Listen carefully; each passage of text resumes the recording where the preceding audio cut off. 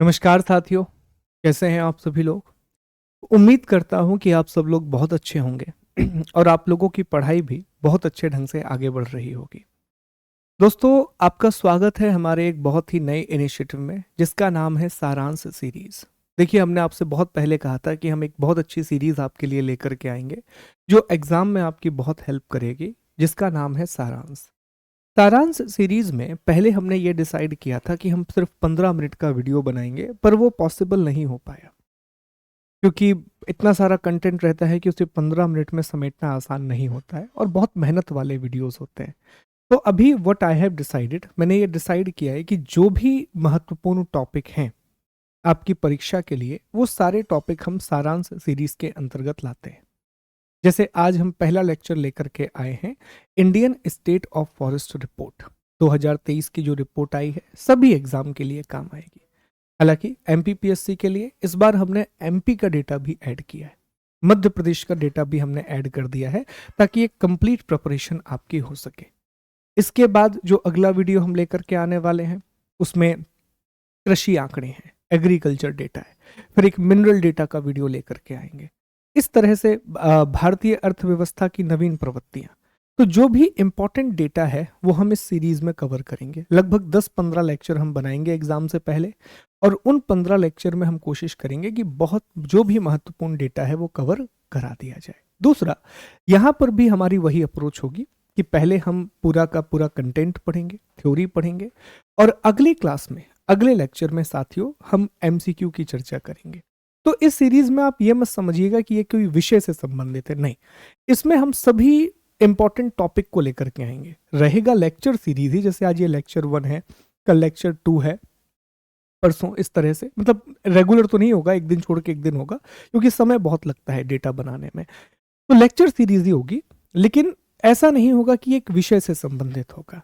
ठीक है, तो अगली क्लास में जब हम मिलेंगे इस क्लास को कंप्लीट करने के बाद, तो वहां हम आपको फिर इसके एमसीक्यू भी लगवा देंगे। दूसरी बात, जो इसका पीडीएफ है वो आपको मेरे टेलीग्राम चैनल पर मिलेगा। आप टेलीग्राम पर जाइए, शुभम गुप्ता पीडीएफ सर्च कीजिए। बहुत सारे फेक चैनल्स भी बने हुए हैं, तो उसी चैनल को सब्सक्राइब कीजिएगा जिसमें 125 के या 1.25 लाख के आसपास सब्सक्राइबर हैं। आप टेलीग्राम पर t.me/शुभम गुप्ता पीडीएफ बिना स्पेस दिए लिख करके सर्च भी कर सकते हैं, तो वहां से भी आप मेरे टेलीग्राम चैनल पर पहुंच जाएंगे। उम्मीद यही है कि ये जो पूरी हमारी सीरीज है ये आपकी बहुत मदद करेगी परीक्षा में। तो आइए शुरू करते हैं हमारे पहले टॉपिक को, India state of forest report 2023। Hindi English दोनों में कंटेंट है, और जब पीडीएफ हम देंगे तो वहां भी आपको दोनों में पीडीएफ मिल जाएगा। ऑल्दो मैं हिंदी इंग्लिश का पीडीएफ अलग अलग कर दूंगा। ठीक है, तो पहले हम ये समझ लें कि हमें किन किन बातों की चर्चा करनी है, हमारे डिमेंशंस क्या क्या होंगे। तो सबसे पहले हम एक बैकग्राउंड जानेंगे, हम पृष्ठभूमि जानेंगे कि इस रिपोर्ट की शुरुआत कैसे हुई, ये रिपोर्ट कौन जारी करता है, इस साल जो रिपोर्ट जारी की गई उसमें किस किस ने या किस प्रकार की तकनीक का इस्तेमाल किया गया है। फिर हम चर्चा करेंगे प्रमुख शब्दावली की। देखो, ये प्रमुख शब्दावली जानना बहुत ज़रूरी है। ये इसलिए ज़रूरी हो जाती है साथियों कि ये जो शब्दों का इस्तेमाल हम करेंगे, वृक्ष आवरण, वन आवरण, अति सघन वन, मध्यम सघन वन, ये सब आपको पता होना चाहिए। ग्रीन वॉश एरिया क्या होता है, रिकॉर्डेड फॉरेस्ट एरिया आरएफए क्या होता है, ट्री आउटसाइड फॉरेस्ट टीओएफ क्या है, ये बेसिक वर्ड आपको पता होना चाहिए। ग्रोइंग स्टॉक का मतलब क्या होता है, कार्बन स्टॉक का मतलब क्या होता है। अगली चीज है भूमि उपयोग। हम लैंड यूज पैटर्न के बारे में भी पढ़ेंगे। देखो, ये भी ना बड़ा महत्वपूर्ण टॉपिक है। ये जो लैंड यूज पैटर्न है ना, ये हर एग्जाम में काम आता है। यूपीएससी में यहाँ से सवाल भी आया हुआ था कि हमारी जमीन का कितने प्रतिशत हिस्सा हम किस रूप में इस्तेमाल कर रहे हैं, इसी को लैंड यूज पैटर्न कहा जाता है। तो यहाँ आपको नेट सोन एरिया का डेटा भी मिल जाएगा, शुद्ध बोया क्षेत्र या निवल बोया क्षेत्र का डेटा भी मिल जाएगा, जो कभी भी कृषि क्षेत्र से ज्यादा नहीं होता साथियों। इसके बाद हमारी जो रिपोर्ट है 2023 की, इसमें ग्लोबल फॉरेस्ट रिसोर्सेस असेसमेंट भी दिया गया है, जो फूड एंड एग्रीकल्चरल ऑर्गेनाइजेशन जारी करती है। देखो, फूड एंड एग्रीकल्चरल ऑर्गेनाइजेशन खाद्य और कृषि संगठन के द्वारा विश्व वन स्थिति पर एक रिपोर्ट जारी की जाती है, जिसे वैश्विक वन संसाधन मूल्यांकन कहते हैं। ग्लोबल फॉरेस्ट असेसमेंट कहते हैं। तो ये भी बड़ा इंपॉर्टेंट है, ग्लोबल फॉरेस्ट रिसोर्स असेसमेंट कहते हैं। 2020 में ये रिपोर्ट आई थी, 2025 में इसका अगला संस्करण आएगा। तो यहाँ हमने इसका डेटा भी लिया है इंडिया के पर्सपेक्टिव से कि सबसे ज्यादा वन कहाँ पर है और भारत किस स्थिति में है, और सबसे ज्यादा वृद्धि कहाँ पर हो रही है वनों में, सबसे ज्यादा इंक्रीज कहाँ हो रहा है फॉरेस्ट में। इसके बाद हम 2023 की जो रिपोर्ट है, तो इसके जो भी आंकड़े हैं, इसके जो भी फैक्ट्स एंड फिगर हैं, हम उनके बारे में चर्चा करेंगे। यहाँ भी हमने बहुत साइंटिफिक तरीके से साथियों क्लासिफाई कर दिया है। मैंने कोशिश की है कि डेटा इस तरह आपको दिया जाए कि याद करने में आसानी हो जाए। ट्री कवर अलग कर दिया है, फॉरेस्ट कवर अलग कर दिया है, मैंग्रोव अलग कर दिया है, और एमपी का डेटा भी दे दिया है कि चलो मध्य प्रदेश का डेटा भी इस बार रख लेते हैं। आप लोगों का रहता भी था कि सर एमपी का डेटा भी आप इंक्लूड कर लीजिए, तो वो भी हमने कर लिया है ताकि आपको पढ़ने में आसानी हो। पर मैं फिर से कह रहा हूँ, आप किसी भी एग्जाम की तैयारी कर रहे हो, ये छठवां वाला हिस्सा छोड़ करके ये पांचों चीजें आपके बहुत काम की हैं। स्टेट पीएससी, यूपीएससी, किसी की भी तैयारी आप कर रहे हो, क्योंकि बहुत डिटेल से I have prepared this report, और फिर आपको पता, मतलब मैंने लिया है रिपोर्ट से डेटा। ठीक है, आइए शुरू करते हैं। सबसे पहले पृष्ठभूमि की बात करते हैं। देखो, हमें ये लगता है कि सर ये जो Indian state of forest report है, Indian state of forest report है, ये सिर्फ हमें वनों की जानकारी देती है। पर यहां पर हम गलत हैं, ऐसा नहीं है। ये जो Indian state of forest report है, इससे हमें कई विषयों की जानकारी मिलती है। जैसे हमें इससे वनों की जानकारी तो मिलती ही है साथियों, हमें इससे वनों की जानकारी तो मिलती ही है, फॉरेस्ट के बारे में तो हमें पता चलता ही है।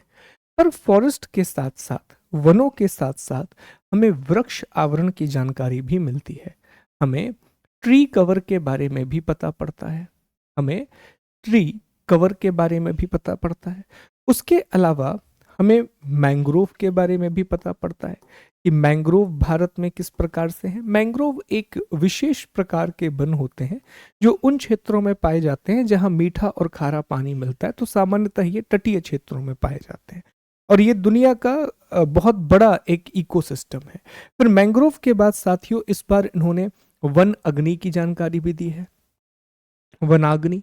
फॉरेस्ट फायर के बारे में भी इंफॉर्मेशन दी गई है, फॉरेस्ट फायर के बारे में भी इंफॉर्मेशन है।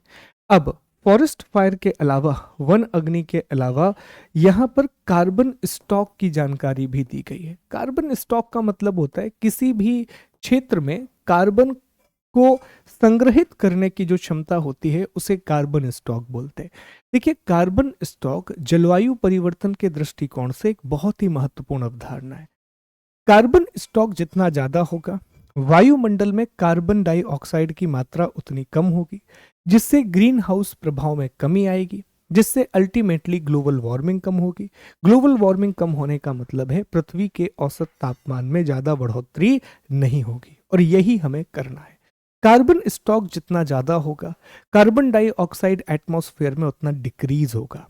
जितना कार्बन डाइऑक्साइड डिक्रीज होगा, ग्रीन हाउस इफेक्ट भी उतना ही डिक्रीज होगा, जिस वजह से ग्लोबल वार्मिंग डिक्रीज होगी। और ग्लोबल वार्मिंग जब डिक्रीज होगी तो अर्थ का एवरेज टेम्परेचर जो है वो बहुत ज्यादा राइज नहीं करेगा, वो बहुत ज्यादा ऊपर नहीं बढ़ेगा। ठीक, अंडरस्टूड। तो कार्बन स्टॉक के बारे में भी बताया गया है।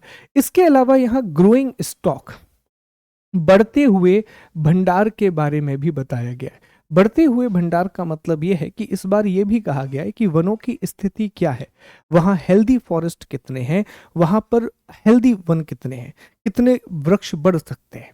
जैसे तो ये वाली जानकारी भी इस बार जुटाई गई है। तो फॉरेस्ट रिपोर्ट में सिर्फ ऐसा नहीं है कि वनों की जानकारी होती है, इसमें वृक्ष की जानकारी भी है, मैंग्रोव की जानकारी भी है, फॉरेस्ट कवर की जानकारी भी है, कार्बन स्टॉक की जानकारी है। दूसरी चीज, एक और बात आप समझे कि ये जो रिपोर्ट है, Indian state of forest report है, ये 1987 में पहली बार आई थी। ये सारी चीजें पीपीटी में है, परेशान नहीं होना है आपको। ये रिपोर्ट पहली बार 1987 में आई थी, और ये एक द्विवार्षिक रिपोर्ट है। ये एनुअल नहीं है, ये बाय एनुअल है साथियों। ठीक है, द्विवार्षिक है, हर 2 साल में आती है। 2021 में आई थी, 2023 में आई है। और ये जो 2023 में रिपोर्ट आई है, 2023 में जो रिपोर्ट आई है साथियों, ये 18वीं रिपोर्ट है। ये अब तक की 18वीं रिपोर्ट है और इसे हाल ही में इसे दिसंबर 2024 में किसने जारी किया है? तो पर्यावरण मंत्री भूपेंद्र सिंह ने जारी किया है। पर्यावरण मंत्री भूपेंद्र सिंह ने इसे जारी किया है। अब यहीं से आपको एक और चीज समझना होगा कि सर ये जो Indian state of forest report है, आखिरकार इसे बनाता कौन है? तो इसे बनाने का काम करता है फॉरेस्ट सर्वे ऑफ इंडिया। इसे बनाने का काम कौन करता है साथियों? FSI अर्थात फॉरेस्ट सर्वे ऑफ इंडिया, भारतीय वन सर्वेक्षण। जो फॉरेस्ट सर्वे ऑफ इंडिया है ये 1981 में बना था।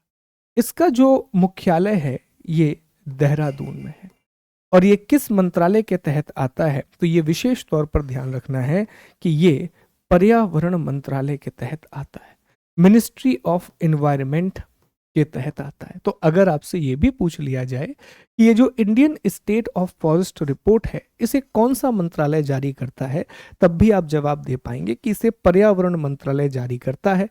पर्यावरण मंत्रालय का एक विभाग है फॉरेस्ट सर्वे ऑफ इंडिया जो 1981 में बना था, देहरादून में है।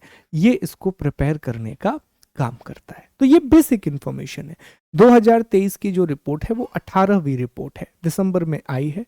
मंत्री भूपेंद्र सिंह ने इसे जारी किया है। द्विवार्षिक होती है, 1987 में पहली बार आई थी। अब एक चीज ये भी आती है कि सर अगर इतना सारा डेटा कलेक्ट किया गया है इस बार की रिपोर्ट में, पहले भी किया गया, पर इतना सारा डेटा अगर है तो इसे कलेक्ट कैसे किया जाता होगा, है ना? ये भी एक सवाल है कि अगर इतना सारा डेटा है तो इसे कलेक्ट कैसे किया जाता है।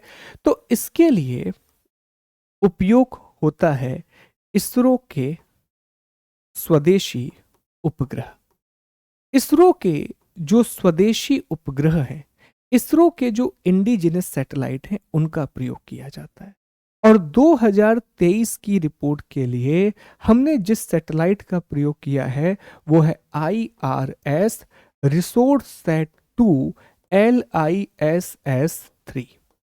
तो ये एक सैटेलाइट का नाम है। IRS मतलब Indian remote sensing, resource sat 2 मतलब रिसोर्स के लिए जो सैटेलाइट है, संसाधनों के लिए जो सैटेलाइट है वो रिसोर्स सैट कहलाता है। और लिस एक तकनीक है, ठीक है, लीनियर इमेजिंग सेल्फ असेसमेंट या सेंसर, ऐसा कुछ उसका फुल फॉर्म है, लिखा हुआ है, मैं आपको बता देता हूं साथियों। तो हमने लिस का प्रयोग किया, एक मिनट में आपको बता देता हूं। Linear imaging self scanning sensor 3। तो हमने IRS रिसोर्स सेट 2 और LISS 3 इस सैटेलाइट का प्रयोग किया है। यह सवाल भी पूछा जा सकता है। देखो, एक बात आपको और समझना होगा जो बड़ी महत्वपूर्ण है कि हमें हमारा टारगेट क्या है, हम कहां पहुंचना चाहते हैं। हमारा टारगेट यह है कि भारत में एक नीति आई थी, भारत वन नीति 1988। ये बड़ा इंपॉर्टेंट है साथियों। Forest policy of India 1988। और फॉरेस्ट पॉलिसी ऑफ इंडिया में यह कहा गया था कि हमारा लक्ष्य है, हमारा टारगेट ये है कि भारत का जितना भी ज्योग्राफिकल इलाका है उसके 33% भाग पर जंगल होने चाहिए। जितना भी हमारा लगभग 32 लाख वर्ग किलोमीटर का जो हमारा इलाका है, 32 लाख स्क्वायर किलोमीटर का जो हमारा क्षेत्रफल है, इसके 33% भाग पर, 33% भाग पर वन होने चाहिए। ये हमारा उद्देश्य है, ये हमारा ऑब्जेक्टिव। ठीक, ये बेसिक बात है। यहां से सवाल पूछे जाते हैं तो ये आपको याद रखना है। अब ये तो पृष्ठभूमि हो गई। उम्मीद है कि बैकग्राउंड क्लियर होगा। क्या क्या है रिपोर्ट में, कौन जारी करता है, कब आती है, ये सब मैंने आपको बता दिया। अब इसके बाद अगला मामला आता है कि हमें कुछ शब्दावली भी पता होनी चाहिए, हमें कुछ टर्म्स भी पता होने चाहिए। अगर हमें शब्दावली पता है, अगर हमें टर्म्स पता है, तभी आप ये रिपोर्ट पढ़ पाओगे। अदरवाइज तो भाई साहब आप पढ़ोगे और आपको समझ में नहीं आएगी। तो सबसे पहला इसमें एक शब्द है, वो है वन आवरण। इस शब्द का प्रयोग हमें करना है बार बार, वो है फॉरेस्ट कवर। ये है जी फॉरेस्ट कवर। तो वन किसे कहा जाए? इंटरेस्टिंग बात यह है कि भारत में अब तक वन की कोई परिभाषा है ही नहीं। इंटरेस्टिंग बात यह है कि इंडिया में फॉरेस्ट की अब तक कोई डेफिनेशन है ही नहीं। पर ये रिपोर्ट कोशिश करती है वन की परिभाषा देने की। क्या कहा गया है रिपोर्ट में, आइए ये समझने का प्रयास करते हैं। तो रिपोर्ट वनों के बारे में क्या कहती है, रिपोर्ट फॉरेस्ट के बारे में क्या कहती है, इसे जरा समझने का प्रयास करते हैं, इसे समझने की कोशिश करते हैं। तो सबसे पहले ये कहती है कि देखो सभी वृक्ष आते हैं, इसमें कोई भेदभाव नहीं है, सभी प्रकार के वृक्ष आते हैं। अब उसमें बगीचा भी हो सकता है, गार्डन भी हो सकता है, ठीक, उसमें बांस का पेड़ भी हो सकता है, उसमें पाम अर्थात ताड़, ताड़ मतलब होता है पाम के पेड़ भी हो सकते हैं। ये सभी वृक्ष आते हैं और सभी जमीनों को कैलकुलेट करता है। सभी प्रकार की जमीन आती है, चाहे वो सरकारी जमीन हो अर्थात गवर्नमेंट की जमीन हो, चाहे वो निजी जमीन हो अर्थात प्राइवेट लैंड हो, या वो किसी समुदाय की जमीन हो, जैसे कॉलोनी वगैरह में लोगों ने ग्रुप बनाया, गांव के लोगों ने ग्रुप बनाया, तो समुदाय की जमीन को भी ये शामिल करता है। तो ये कहता है सभी प्रकार के वृक्ष, सभी प्रकार की जमीन। अब यहां से कंडीशन लगती है। कंडीशन इसमें दो है साथियों, शर्तें दो हैं। पहली शर्त यह है कि जो भी जमीन है वो 1 हेक्टेयर से अधिक की होनी चाहिए, 1 हेक्टेयर से अधिक होनी चाहिए, more than 1 hectare, more than 1 hectare. कितना होना चाहिए साथियों, मोर देन 1 हेक्टेयर। और इस पर ये ना यही चीजें याद रखना है, 1 हेक्टेयर से अधिक की जमीन हो, कोई भी जमीन हो चलेगी, सरकारी हो किसी की भी हो चलेगी, लेकिन 1 हेक्टेयर से ज्यादा होनी चाहिए, मोर देन 1 हेक्टेयर होनी चाहिए। और दूसरी शर्त यह है कि इस पर जो वितान घनत्व है, इस पर जो वितान घनत्व है, इसी को छत्र घनत्व भी कहा जाता है, इसी को छत्र घनत्व भी कहा जाता है। इंग्लिश में इसे कैनोपी बोलते हैं। जो कैनोपी है वो 10% से अधिक होनी चाहिए, it must be more than 10%। 10% से अधिक का वितान घनत्व होना चाहिए, 10% से ज्यादा की कैनोपी होनी चाहिए। ये बड़ा इंपॉर्टेंट मामला है साथियों। सर इसका मतलब क्या हुआ है, कैनोपी क्या होता है? देखो कैनोपी को आप ऐसे समझो, जैसे मान लो कि यहां पर हमने एक जमीन का टुकड़ा बना दिया इस तरीके से, this is the land mass, ये जमीन है जहां पर आप और हम रह रहे हैं, ये जमीन का टुकड़ा है। ट्री कैनोपी ना 2 मिनट मान के चलना कि ये जो मैं बना रहा हूं ना, ये ये पेड़ है, उसको पेड़ मान लो, क्या फर्क पड़ता है। तो यहां मैंने एक पेड़ लगा दिया, यहां मैंने दूसरा पेड़ लगा दिया, तीसरा पेड़ तो नहीं बनेगा, वैसे बनाना ही पड़ेगा। चलो देख लो जरा। तो जैसे मान लीजिए कि यहाँ मैंने पेड़ लगा दिए, ये मैंने एक पेड़ लगाया, ये इस पेड़ का, ये देखो ये दूसरा यहाँ पर पेड़ लगा है, ये तीसरा पेड़ लगा है। तो ये जो ऊपर से जब आप देखोगे तो ऊपर से आपको क्या दिखेगा कि यार ये बड़े घना है, ये बहुत घना है, इसी को ट्री कैनोपी बोलते हैं। अब यहाँ मैंने कुछ पेड़ लगा दिए, एक पेड़ मैंने यहाँ लगाया, एक पेड़ यहाँ लगा हुआ है, तो यहाँ भी है ट्री कैनोपी, पर ये फैली फैली है। तो ट्री कैनोपी मतलब होता है ऊपर से जब आप वृक्षों को देखते हैं तो किस प्रकार से आपको चीजें दिखाई देती हैं। जैसे मैं इमेज में आपको दिखाता हूं साथियों, एक इमेज में आपको ये चीजें दिखा देता हूं, इमेज में ये सारी चीजें दिखाता हूं कि ट्री कैनोपी कैसे दिखती है। ट्री कैनोपी इस तरह से दिखती है, ये ट्री कैनोपी है ऊपर, ये देखो ये ट्री कैनोपी है, ये ट्री कैनोपी है, ठीक, ये ट्री कैनोपी है। तो इसी को हम कैनोपी बोलते हैं, इसी को हम बोलते हैं वितान घनत्व। तो अब हमारी परिभाषा बन जाती है, 1 हेक्टेयर से अधिक भूमि पर विस्तृत सभी वृक्ष जहां वितान घनत्व 10% से अधिक होता है, वे वन आवरण में आते हैं।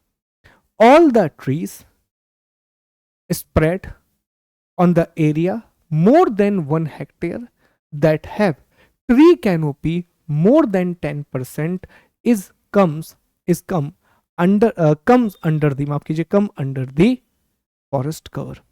Forest cover means all the trees in the area of more than 1 hectare that have the tree canopy of more than 10% is called the forest cover. ठीक सर, 10% से कम है तो वो झाड़ियां कहलाती हैं, अगर 10% से कम है तो वो झाड़ियां कहलाती हैं, ठीक, 10% से कम है तो झाड़ियां, याद रखिएगा। तो अब यहीं से दूसरा शब्द भी आ जाता है कि सर एक शब्द और है वृक्ष आवरण। तो वृक्ष आवरण शब्द का मतलब क्या होता है? सर वृक्ष आवरण जो शब्द है अर्थात ट्री कवर, इसका मतलब क्या होता है? What do you mean by tree cover? देखो ट्री कवर जो शब्द है ना, वृक्ष आवरण जो शब्द है, ये भी बड़ा महत्वपूर्ण शब्द है। इसका लेकिन परिभाषा ना बहुत आसान बन जाती है। इसकी परिभाषा बड़ी सिंपल है। 1 हेक्टेयर से कम, 1 हेक्टेयर से कम क्षेत्र में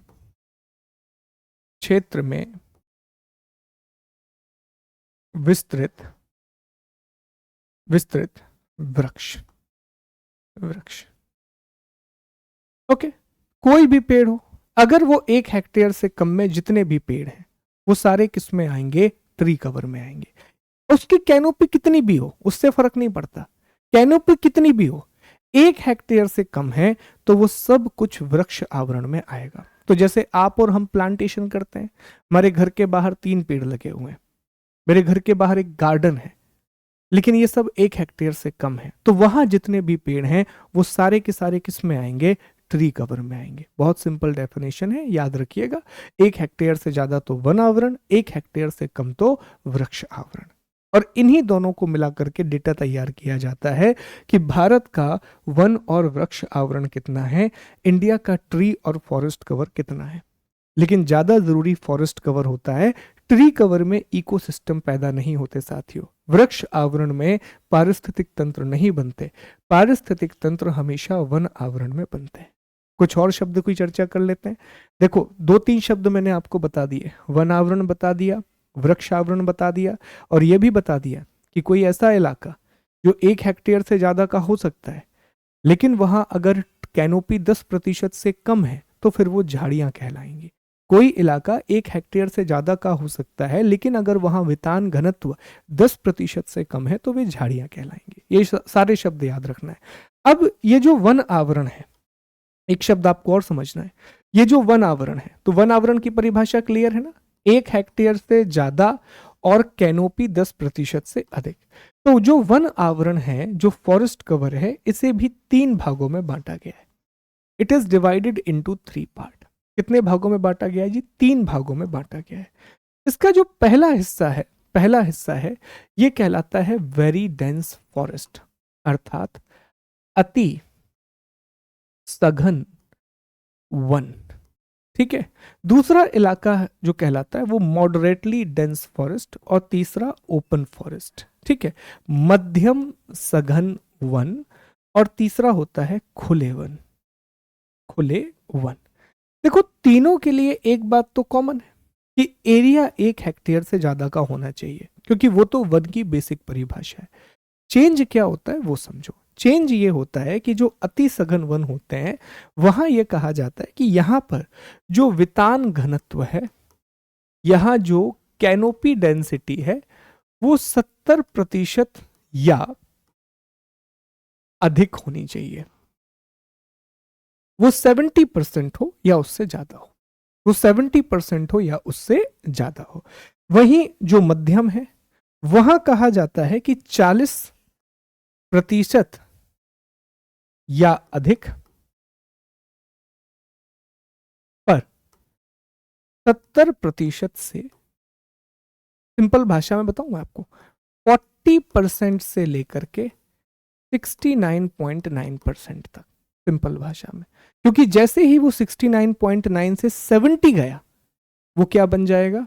वो बन जाएगा वेरी डेंस। तो सिंपल भाषा में, टेक्निकल भाषा में मत जाओ, सिंपल भाषा में समझो कि 40% से लेकर के 69.9% तक मॉडरेटली डेंस फॉरेस्ट कहलाएंगे, जहां कैनोपी इतनी है, हम ट्री कैनोपी की बात कर रहे हैं। ऐसे वृक्ष जो 1 हेक्टेयर से अधिक की भूमि में फैले हैं और जहां वितान घनत्व 40% से 69.9% तक है, वो मध्यम घने वन कहलाएंगे, मॉडरेटली डेंस फॉरेस्ट कहलाएंगे। ठीक। खुले वन का मतलब क्या है? ओपन फॉरेस्ट का मतलब है यहां पर जो वितान घनत्व है, यहां पर जो कैनोपी डेंसिटी है, जो कैनोपी डेंसिटी है साथियों, ये 10% से अधिक, ऐसा लिख लें, 10% से लेकर के 39.9% तक। मैं सिंपल भाषा में आपको बता दिया, टेक्निकल भाषा यह है कि 10% या उससे अधिक परंतु 40% से कम वितान घनत्व। तो 10% से लेकर के 39.9% तक मान के चलिए, तो ये ओपन फॉरेस्ट में आएगा, ये खुले वनों में आएगा। ठीक है, ये परिभाषा। मैंग्रोव मैं आपको ऑलरेडी बता चुका हूं। जैसे मैं आपको एक इमेज दिखाता हूं, ये इमेज आप देखना साथियों ध्यान से। ये देखो, ये वेरी डेंस फॉरेस्ट है। यहाँ ट्री कैनोपी 70% या उससे ज्यादा है, वितान घनत्व 70% और उससे अधिक है। ये मॉडरेटली है, यहाँ धूप वगैरह नीचे दिख रही है। यहाँ वितान घनत्व 40% से ज्यादा या 40% या उससे ज्यादा है, पर 70% से कम है। ये ओपन फॉरेस्ट है। यहाँ जो वितान घनत्व है ये 10% या उससे अधिक परंतु 40% से कम है। ये ओपन फॉरेस्ट है। मैंग्रोव एक अलग प्रकार का वेजिटेशन है, वो हमें आगे जाकर के अगले हिस्से में पढ़ना है, अभी हमारा वो काम नहीं है। चलिए, ये शब्द होते जाने क्लियर। ये सारे शब्द, वृक्षावरण, वन आवरण, फिर ये वनों के प्रकार, ये सारी चीजें क्लियर होनी चाहिए। झाड़ियां भी मैंने आपको बता दी, ये सारी चीजें बता दें। अब एक शब्द आपको और समझना पड़ेगा कि एक वर्ड है RFA, अर्थात recorded forest area. Recorded forest area का मतलब है वे सभी वन जो ऐसे सभी वन जो सरकारी रिकॉर्ड में दर्ज हैं, जो गवर्नमेंट रिकॉर्ड में दर्ज हैं, बस दैट्स इट। उन्हीं को हम रिकॉर्डेड फॉरेस्ट एरिया बोलते हैं। ऐसा सभी वृक्ष क्षेत्र या वन क्षेत्र जो सरकारी रिकॉर्ड में दर्ज है, वो रिकॉर्डेड फॉरेस्ट एरिया कहलाता है। बहुत सिंपल परिभाषा है, मुश्किल परिभाषा नहीं है। मैं फिर से रिपीट कर देता हूं, वे समस्त वन जो सरकारी रिकॉर्ड में वन के रूप में दर्ज हैं, उन्हें रिकॉर्डेड फॉरेस्ट एरिया या पंजीकृत वन क्षेत्र के नाम से जाना जाता है। अब यही इंपॉर्टेंट वर्ड है। इसके अलावा भी कुछ और शब्द हैं, पर वो उतने महत्वपूर्ण नहीं है, बस एक बार में ब्रीफली एक्सप्लेन कर देता हूं। रिकवर हो गया। रिकॉर्डेड फॉरेस्ट एरिया याद रखना, सरकारी दस्तावेजों में वन के रूप में दर्ज सभी भौगोलिक क्षेत्र। इंग्लिश में all geographical area recorded as forest in government document. यहीं तक हमारे काम की चीजें। बाकी दो शब्द और आते हैं, एक रिजर्व फॉरेस्ट अर्थात आरक्षित वन आता है। हिंदी में शब्द बदल सकते हैं, इंग्लिश में याद रखना रिजर्व फॉरेस्ट और प्रोटेक्टेड फॉरेस्ट। रिजर्व फॉरेस्ट जो है वो भारतीय वन अधिनियम इंडियन फॉरेस्ट एक्ट 1927 के द्वारा बनाए गए प्रोटेक्टेड इलाके हैं। रिजर्व फॉरेस्ट में किसी भी प्रकार की मानवीय गतिविधियों की अनुमति नहीं होती, किसी भी प्रकार की ह्यूमन एक्टिविटी को परमिट नहीं किया जाता।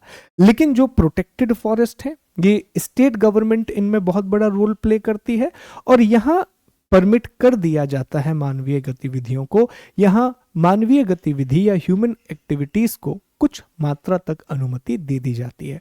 पर रिजर्व फॉरेस्ट जो भारतीय वन अधिनियम 1927 के तहत आते हैं, क्योंकि वन समवर्ती सूची का विषय है, forest is a subject of concurrent list.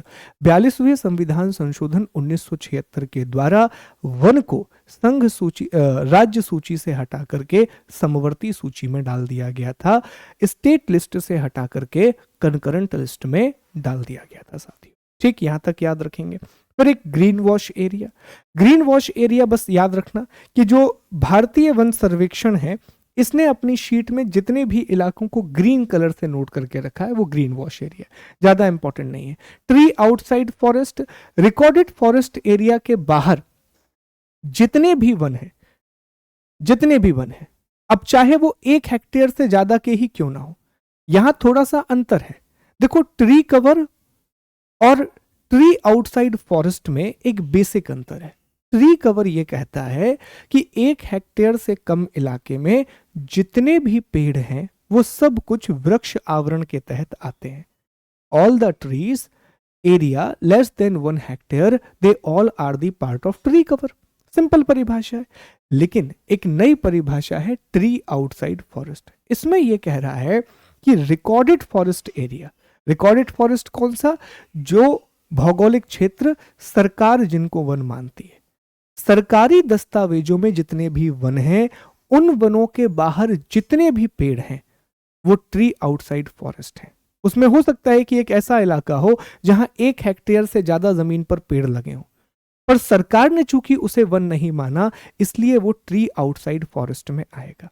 तो ये याद रखना है, बेसिक सी बात है साथियों, ठीक है। अब जैसे एक इमेज के द्वारा आप ये समझें, यहां पर एक बहुत अच्छी इमेज भी दी गई है। ये तो हो गया जी, ये हो गया रिकॉर्डेड फॉरेस्ट एरिया जो 1 हेक्टेयर से ज्यादा है, और जहां पर वितान घनत्व जो ट्री कैनोपी है वो कितनी है साथियों, वो 10% या उससे अधिक है। तो ये रिकॉर्डेड फॉरेस्ट एरिया, और सरकार ने इनको रिकॉर्डेड फॉरेस्ट एरिया में रखा है, इसलिए ये रिकॉर्डेड है। अगर गवर्नमेंट इन्हें अपने रिकॉर्ड से हटा दे तो ये रिकॉर्डेड फॉरेस्ट एरिया से बाहर हो जाएंगे। और बाकी इसके बाहर जो कुछ भी है, अब जैसे ये पेड़ लगे हैं छोटे छोटे, यहाँ पेड़ लगे हैं, यहाँ ये इलाका है जो 1 हेक्टेयर से ज्यादा का है, लेकिन चूंकि सरकार ने इसको वन घोषित नहीं किया, इसलिए सब कुछ ट्री आउटसाइड फॉरेस्ट में आएंगे, TOF में आएंगे। बस पता होना चाहिए बेसिक चीज जो याद रखनी है, ट्री कवर और forest cover. Forest cover 1 hectare से ज्यादा और वितान घनत्व 10% या उससे अधिक, जमीन मोर देन 1 हेक्टेयर, और कैनोपी 10% और मोर देन 10%। वृक्ष आवरण 1 हेक्टेयर से कम इलाके में फैले हुए सभी वृक्ष, trees that are spread less than 1 hectare land, ये ट्री कवर में आता है। ये दो चीजें विशेष तौर पर ध्यान रखने की है। चलिए, ये हमारी शब्दावली भी कंप्लीट हो गई, ये हमारा एक इंपॉर्टेंट टर्मिनोलॉजी भी कंप्लीट हो गई। अब देखिए, ये एक बहुत अच्छा मैप भी दिया गया है कि भारत का जो कुल भौगोलिक क्षेत्र है, इसमें 73.50% या 73.5% जो इलाका है वो नॉन फॉरेस्ट का है, गैर वनों का है। ये नई रिपोर्ट के अनुसार 21.76% जो इलाका है ये वनों का इलाका है, यहां वन आवरण है, फॉरेस्ट कवर है साथियों, ठीक है।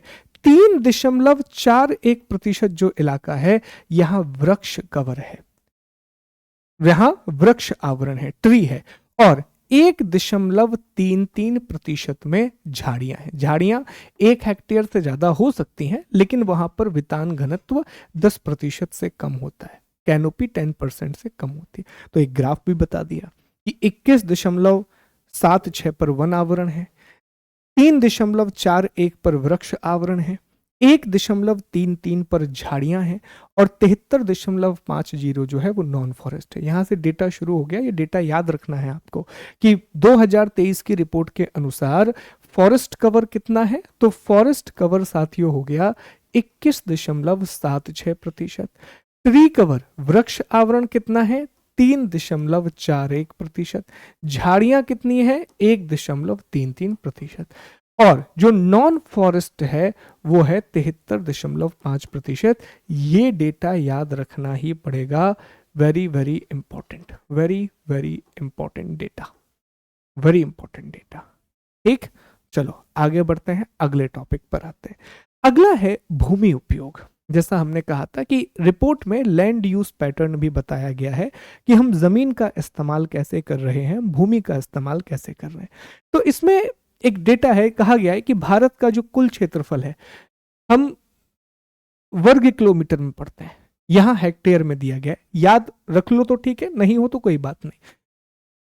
लेकिन जो भारत का कुल भौगोलिक इलाका है, जैसे मान लीजिए कि भारत का कुल क्षेत्रफल आसान भाषा में समझते हैं 32 लाख वर्ग किलोमीटर है, मान लेते हैं।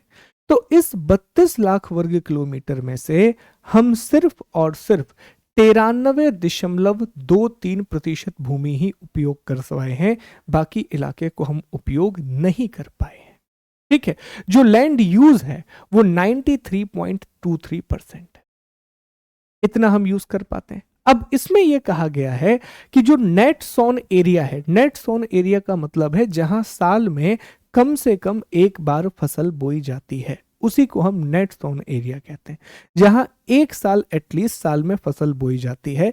तो नेट सोन एरिया, ये प्लीज याद रखना, वेरी इंपॉर्टेंट, 42.89%, वेरी इंपॉर्टेंट।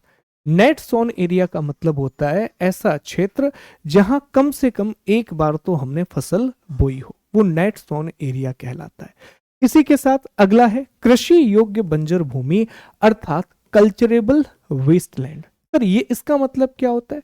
इसका मतलब यह है जो कल्चरेबल वेस्टलैंड है ये ऐसी जमीन होती है जिस पर अभी कृषि नहीं हो रही है, लेकिन अगर इस जमीन का उपचार कर लिया जाए, इसे ट्रीट कर लिया जाए, तो यहाँ खेती की जा सकती है। तो अभी नेट सोन एरिया हमारा 42.89% है, 42.89% है। और ये जो 3.63% एरिया है, ये कल्चरेबल वेस्टलैंड है, ये कृषि योग्य बंजर भूमि है। अभी ये बंजर है, अगर हम इसे ठीक कर लेंगे तो यहां पर भी हम कृषि कर सकते हैं। लेकिन 13.41% जमीन ऐसी है जहां हम कृषि नहीं कर सकते, जहां हम एग्रीकल्चर नहीं कर सकते। इसे प्रॉपर वेस्टलैंड की संज्ञा दी गई है, नॉन कल्चरेबल वेस्टलैंड, अर्थात ये पूरी तरीके से बंजर जमीन है। तो ये थोड़ा सा डेटा है, ये याद रखना है आपको साथियों, कि एरिया ऑफ इंडिया दिया गया है, फिर लैंड यूज दिया गया है, नेट सोन एरिया दिया है 42.89, कल्चरेबल वेस्टलैंड है 3.63 वेस्टलैंड है। ये बेसिक डेटा है, आपको याद रखना है, ये दे भी दिया मैंने आपको। ये ज्योग्राफिकल एरिया दिया है। फिर reporting area for land utilisation, कि इसमें से हम यूटिलाइज कितना कर पा रहे हैं, 93.23%, ये सब लिखा है। फॉरेस्ट अभी हम बता देंगे, आपको चर्चा हो जाएगी इन सब के बारे में।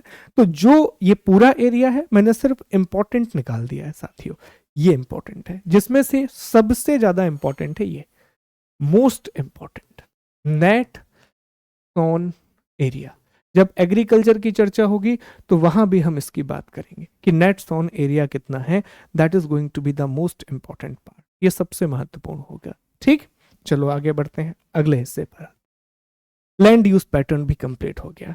अब हम चर्चा कर लेते हैं कि वैश्विक वन संसाधन मूल्यांकन जो रिपोर्ट आई है, ग्लोबल फॉरेस्ट रिसोर्स असेसमेंट 2020 में आई है, 2025 में अगली रिपोर्ट आएगी। इसे food and agricultural organisation issue करती है। इसे साथियों खाद्य और कृषि संगठन इस रिपोर्ट को बनाता है। ठीक है, खाद्य और कृषि संगठन इस रिपोर्ट को बनाता है साथियों, फूड एंड एग्रीकल्चरल ऑर्गेनाइजेशन। इस रिपोर्ट से हमें अपने काम की बातें बस निकालनी है जो हमारे लिए इंपॉर्टेंट है। जैसे ये रिपोर्ट बताती है कि दुनिया में जितना भी जमीन है, जितना भी हमारा ज्योग्राफिकल इलाका है, भौगोलिक क्षेत्र है, उस भौगोलिक क्षेत्र के 31% भाग पर, 31% भाग पर जंगल है। 33 का टारगेट है, 31 पर जंगल है। तो विश्व के कुल भौगोलिक क्षेत्र के, वर्ल्ड के कुल ज्योग्राफिकल इलाके के 31% पार्ट पर फॉरेस्ट है, 31% इलाके पर जंगल है। यह याद रखने वाली बात है। ठीक, पूरी दुनिया में सबसे ज्यादा जो वन पाए जाते हैं वो उष्णकटिबंधीय वन है। ट्रॉपिकल फॉरेस्ट दुनिया में सबसे ज्यादा पाए जाते हैं। सबसे ज्यादा कौन से वन है? ट्रॉपिकल, अर्थात उष्णकटिबंधीय। तो 45%, 100% मान लें तो उनमें से 45% जो वन है वो उष्णकटिबंधीय वन है, दे आर ट्रॉपिकल फॉरेस्ट।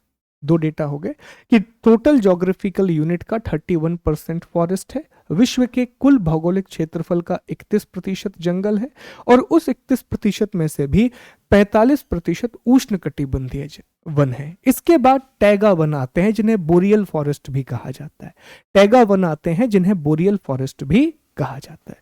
फिर ये याद रखना है, ये बहुत इंपॉर्टेंट है, सबसे ज्यादा वन किसके पास है? नंबर 1 आता है रूस, पहली रैंक। दूसरे नंबर पर ब्राजील, तीसरे नंबर पर कनाडा, और भारत किस नंबर पर है? भारत 10वें नंबर पर है। याद रखना है, 1 रशिया, 2 ब्राजील, 3 कनाडा। वैश्विक वन क्षेत्र का 20%, मतलब इस 31% का 20% रशिया में है, इस 31% का 12% ब्राजील में है, इस 31% का 9% कनाडा में है, और इस 31% का 2% इंडिया में है। तो भारत 10वें स्थान पर आता है। अगर यह प्रश्न पूछा जाए कि वैश्विक वन संसाधन में भारत का स्थान कौन सा है? 10वां, और नंबर 1 किसका है जी? रशिया का, रूस का। अगली चीज ये समझे, महाद्वीप।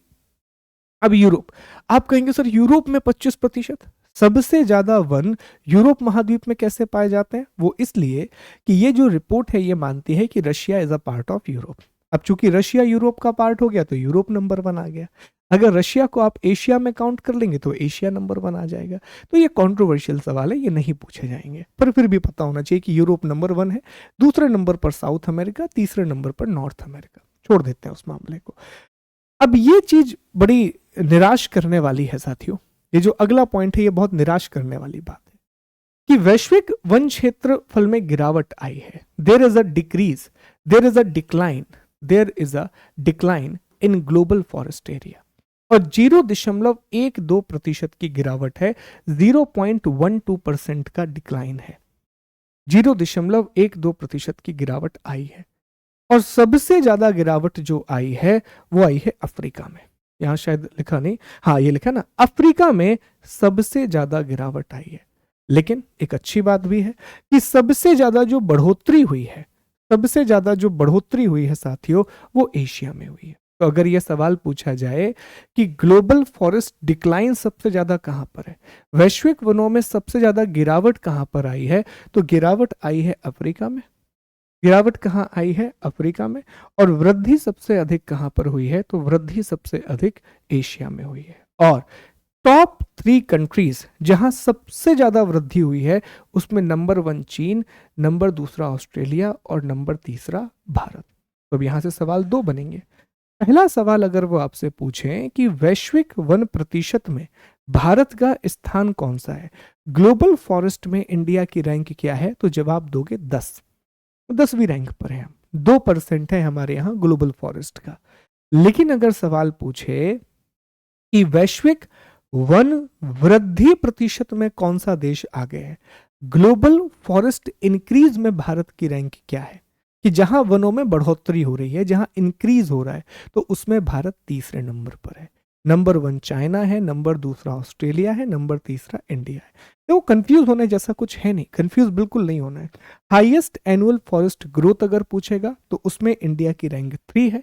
लेकिन अगर वर्ल्ड फॉरेस्ट में टॉप कंट्री पूछेगा तो उसमें इंडिया का रैंक 10th है, 10वां रैंक है जी भारत का, ये आपको पता होना चाहिए, 10th रैंक है।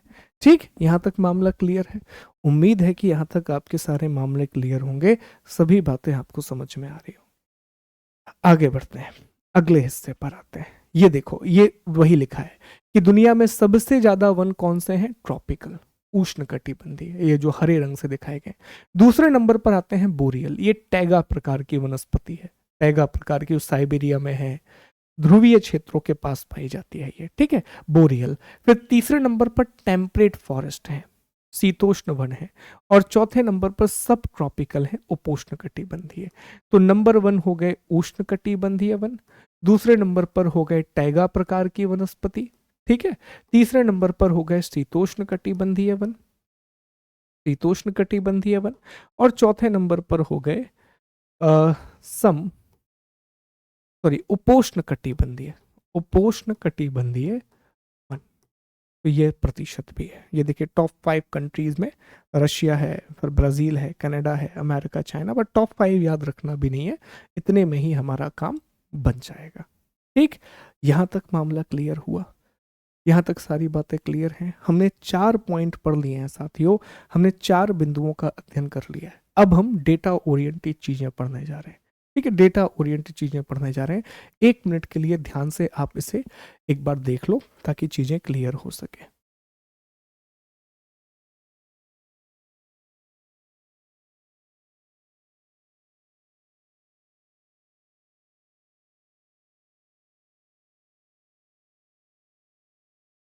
ठीक है, तो मैं उम्मीद करता हूं कि यहां तक आप लोगों को सारी बातें अब क्लियर होंगी साथियों। अब हम चलते हैं हमारे सबसे महत्वपूर्ण हिस्से पर। अब हमें 2023 की रिपोर्ट के डेटा को डिस्कस करना है। अब तक आपको शब्द भी क्लियर हो चुके होंगे। अब ये शब्द बहुत काम आएंगे, वृक्ष आवरण, वन आवरण, ट्री कवर, फॉरेस्ट कवर। तो देखिए, अगर हम रिपोर्ट की चर्चा करें, 2023 की रिपोर्ट को हम डिस्कस करें साथियों, तो सबसे पहले मामला आता है कि वन आवरण की स्थिति क्या है। तो वन आवरण, फॉरेस्ट कवर जो है वो 21.76% है, 21.76% है। और 2021 की रिपोर्ट में यह 21.71% था, मतलब ये इंक्रीज हो गया है। वहीं अगर हम वृक्ष आवरण की बात करें, ट्री कवर को देखें, तो ट्री कवर साथियों 3.41% है, जो इंक्रीज हुआ है, क्योंकि पहले ये 2.91% था। तो ये अच्छे इंडिकेटर हैं कि फॉरेस्ट कवर भी इंक्रीज हुआ है। पहले 21.71 था, अब 21.76 हो गया है। ट्री कवर अर्थात वृक्ष आवरण भी बढ़ा है, पहले 2.91 था, अब 3.41 हो गया है।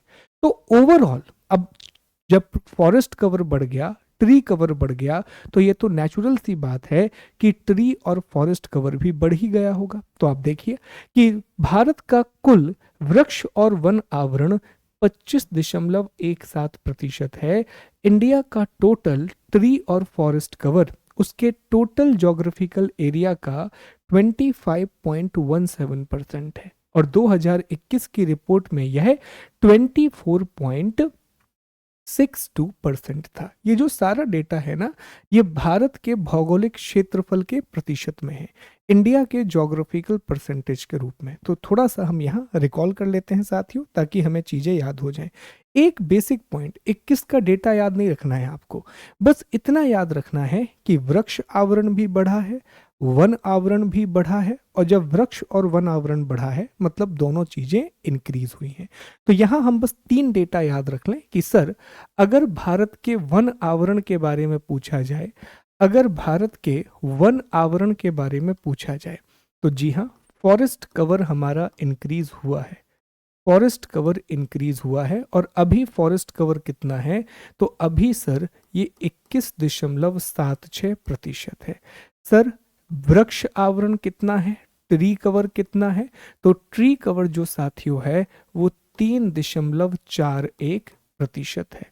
और अगर हम इन दोनों को जोड़ दें, अर्थात फॉरेस्ट एंड ट्री की बात करें, तो ये हो जाता है 25.17%।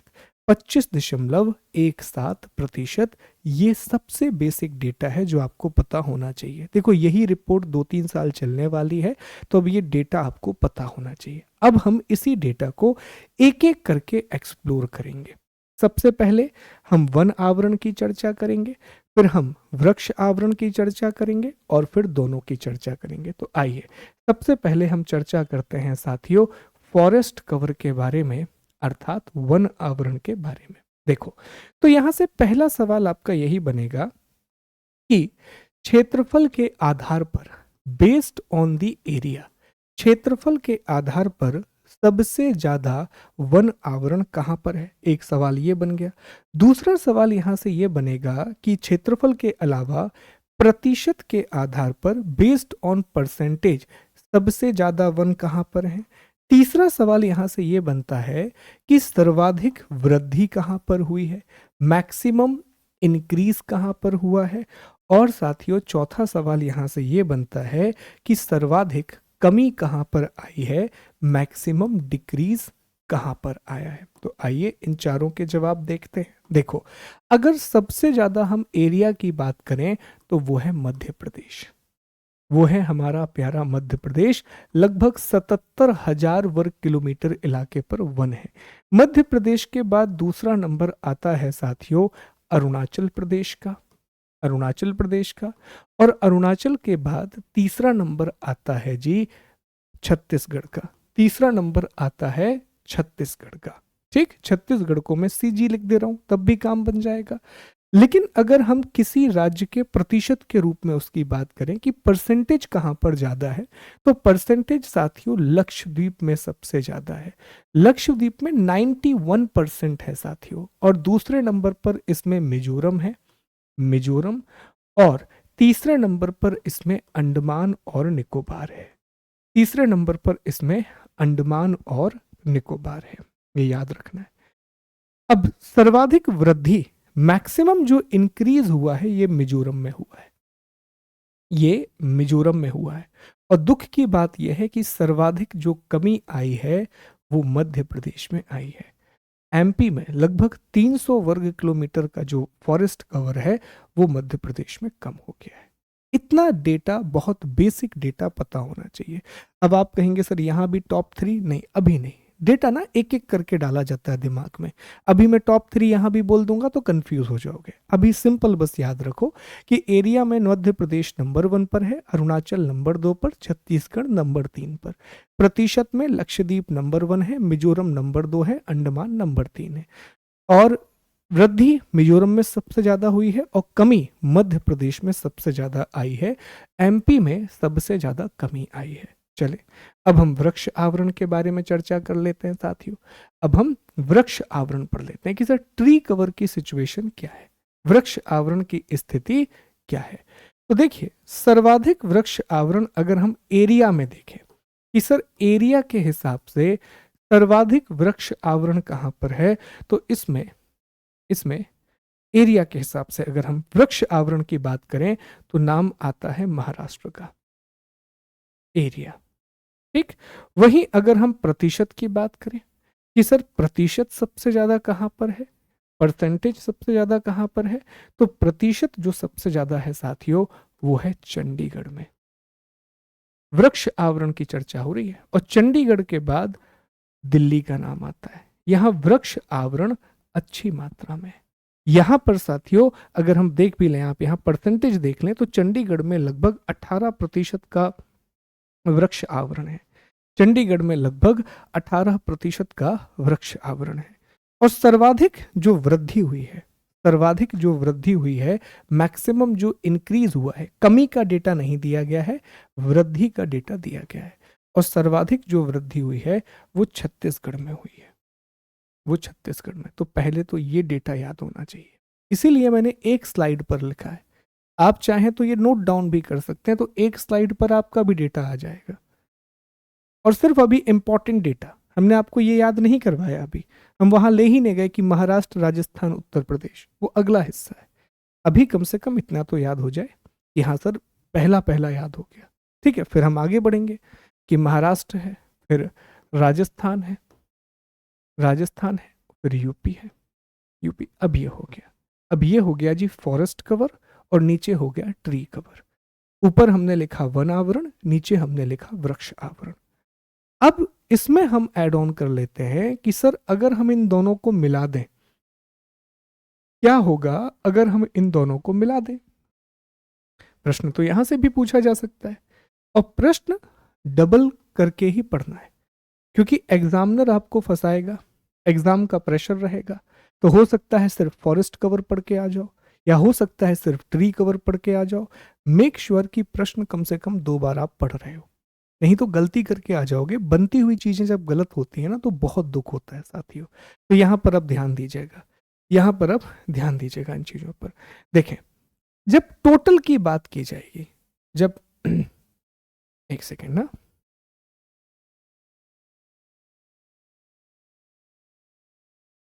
ये सही है। जब टोटल की बात की जाएगी साथियों कि total area of forest and tree cover, तो एरिया में थोड़ा सा चेंज है और बहुत इंटरेस्टिंग चेंज है। एरिया में नंबर 1 पर तो एमपी ही है, कोई चेंज नहीं है। नंबर दूसरे पर अरुणाचल है, यहां भी कोई चेंज नहीं है। चेंज है नंबर 3 में। नंबर 3 में साथियों छत्तीसगढ़ आ जाता है और यहीं पर एग्जामिनर आपको फंसाएगा, यहां पर सॉरी, नंबर 3 पर ना महाराष्ट्र आ जाता है, माफ कीजिए, नंबर 3 पर महाराष्ट्र आ जाता है और यहीं पर एग्जामिनर आपको फंसाएगा। नंबर 3 पर साथियों महाराष्ट्र आ जाता है, यही एग्जामिनर आपको फंसाएगा। क्योंकि जब फॉरेस्ट कवर की बात हो रही है तो नंबर 3 पर छत्तीसगढ़ है, लेकिन जब ट्री और फॉरेस्ट कवर की बात हो रही है तो नंबर 3 पर महाराष्ट्र है। यहां से प्रश्न बनते हैं साथियों, यहां से क्वेश्चन बनेंगे। ठीक, दूसरा प्रश्न फिर यहां से पूछेगा कि अच्छा बताइए सर्वाधिक वृद्धि कहां पर हुई है, मैक्सिमम इंक्रीज कहां पर हुआ है, तो इसका जवाब होगा छत्तीसगढ़, और फिर पूछेगा अच्छा सर्वाधिक कमी कहां पर हुई है, सबसे ज्यादा डिक्रीज कहां पर हुआ है, तो इसका जवाब होगा मध्य प्रदेश।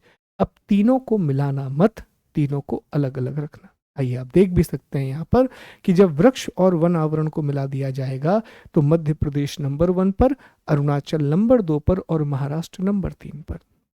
सर्वाधिक वृद्धि छत्तीसगढ़ में हुई है, उसके बाद यूपी में। सर्वाधिक कमी मध्य प्रदेश में, फिर कर्नाटक और फिर लद्दाख। अब ये डेटा याद करने का बेस्ट तरीका यही है कि आप ये एक कॉपी में लिखो और इसको रिकॉल करो, और जो चीजें हाईलाइटेड करके याद करना, उसमें से यही पॉइंट है साथियों। जैसे यहाँ वृद्धि में छत्तीसगढ़, क्योंकि क्या होता है ना कि फिर हम ये चीजें भूल जाते हैं, कि अच्छा ये हमने यहाँ पढ़ा था। जैसे कमी है तो कमी में आपको दिक्कत नहीं जाएगी। सबसे ज्यादा कमी वन आवरण में, वो भी मध्य प्रदेश है, और सबसे ज्यादा कमी वृक्ष और वन आवरण में, वो भी मध्य प्रदेश है। सबसे ज्यादा वृद्धि वन आवरण में मिजोरम है, लेकिन वृक्ष आवरण और वन आवरण में छत्तीसगढ़ है। सर्वाधिक वन आवरण में जो 3 राज्य हैं उसमें एमपी, अरुणाचल, छत्तीसगढ़ है, कोई दिक्कत नहीं। वृक्ष में महाराष्ट्र, राजस्थान और यूपी है, कोई दिक्कत नहीं। लेकिन जब वन और वृक्ष की बात होती है तो उसमें मध्य प्रदेश, अरुणाचल और तीसरे में महाराष्ट्र आ जाता है। उम्मीद करूंगा कि मैंने डेटा को सिंप्लीफाई कर दिया है और इतना डेटा आपको याद रहेगा। ठीक है, अब एक और डेटा आपको याद रखना है मैंग्रोव वनस्पति का। ठीक, मैंग्रोव वेजिटेशन। अब ये समझ पाइए पहले कि जो मैंग्रोव वनस्पति है साथियों, ये एक ऐसी वनस्पति है जो उन क्षेत्रों में उगती है जहां खारा और मीठा पानी मिलता है। तो भारत में अगर आप मैंग्रोव एरिया देखेंगे तो ये भारत के मैंग्रोव इलाके हैं। पश्चिम बंगाल, उड़ीसा, आंध्र प्रदेश, तमिलनाडु, पुडुचेरी, केरल, कर्नाटक, गोवा, महाराष्ट्र, गुजरात, ये यहाँ लक्षद्वीप और यहाँ अंडमान और निकोबार, इन्हीं क्षेत्रों में भारत में मैंग्रोव वनस्पति पाई जाती है, मैंग्रोव वेजिटेशन पाया जाता है। हमने आपके लिए एक लिस्ट भी बहुत अच्छी बना दी है, एक बार ना इस लिस्ट से गो थ्रू कर लेना, यह आपके पढ़ने के लिए हमने बनाई है। टेलीग्राम चैनल पर मैं डालूंगा पीडीएफ, शुभम गुप्ता पीडीएफ पर, तो वहां आप एक बार उसको गो थ्रू भी कर लेना कि कौन सा इलाका मैंग्रोव का है। तो इस तरह से मैंग्रोव दिखता है साथियों। जो मैंग्रोव वेजिटेशन है वो कुछ इस तरह से दिखाई देती है। ठीक है, इस तरह से मैंग्रोव दिखाई देता है। जो मैंग्रोव है, जो लिखा भी हुआ है कि उष्ण कटिबंधीय और उपोष्ण कटिबंधीय क्षेत्रों में पाया जाता है, ट्रॉपिकल और सब ट्रॉपिकल इलाकों में पाया जाता है। ठीक, 26 जुलाई को मैंग्रोव पारिस्थितिकी संरक्षण दिवस मनाया जाता है। हर साल 26 जुलाई को मैंग्रोव कंजर्वेशन डे हम मनाते हैं साथियों, मैंग्रोव कंजर्वेशन डे मनाते हैं। भारत जो है वो मैंग्रोव की विविधता में दुनिया में तीसरे नंबर पर है। मैंग्रोव डाइवर्सिटी में इंडिया तीसरे नंबर पर है। भारत में 46 प्रजातियां पाई जाती हैं मैंग्रोव की। ये मैं एक्स्ट्रा बातें आपको बता रहा हूं। चलो अब रिपोर्ट पर आ जाते हैं। हाँ, ये प्लीज ये विशेष तौर पर ध्यान रखना, ये बड़ा अच्छा फैक्ट है कि उड़ीसा राज्य में जो भीतरकनिका राष्ट्रीय उद्यान है उसे मैंग्रोव जेनेटिक पैराडाइज कहा जाता है। ओडिशा का जो भीतरकनिका नेशनल पार्क है उसे मैंग्रोव जेनेटिक पैराडाइज कहा जाता है, मैंग्रोव जेनेटिक पैराडाइज कहा जाता है। आइए अब हम आगे बढ़ते हैं और सबसे पहले मैंग्रोव के बारे में पढ़ते हैं। देखो, यहीं पर मैं कुछ बातें आपको बता देता हूं ताकि चीजें आपको इजीली याद हो सके। पहला पॉइंट तो ये है कि भारत में 2023 की जो रिपोर्ट है वो ये कहती है कि भारत का जो टोटल ज्योग्राफिकल एरिया है, कुल भौगोलिक क्षेत्र है, इसके 0.15% क्षेत्र पर मैंग्रोव पाया जाता है। Very important. दुख की बात यह है कि भारत में 7.4 वर्ग किलोमीटर की कमी आई है। अभी तक जो हमने पढ़ा, चाहे वो फॉरेस्ट कवर हो, ट्री कवर हो, वो आगे ही बढ़ा है। अनफॉर्चुनेटली मैंग्रोव में कमी आई है साथियों। अगर 2021 से हम तुलना करें, 2021 से हम कंपेयर करें तो 7.4 वर्ग किलोमीटर की कमी आई है।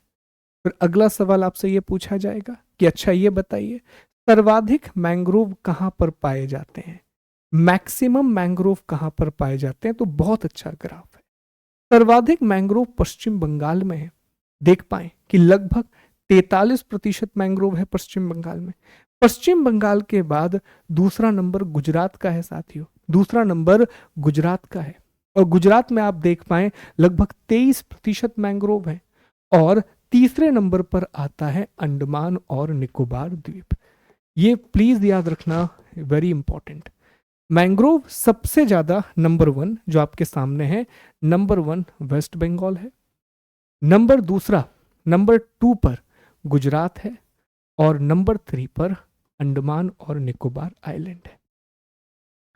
अब यहां पर भी सवाल बनता है कि अच्छा, सबसे ज्यादा वृद्धि कहां पर हुई है, इंक्रीज कहां पर हुआ है? तो वो आंध्र प्रदेश में हुआ है, आंध्र प्रदेश में। और फिर सबसे अधिक कमी कहां पर आई है, डिक्रीज कहां पर हुआ है? तो वो गुजरात में हुआ है साथियों। देखिए डेटा है, मैं आपको दिखा देता हूं।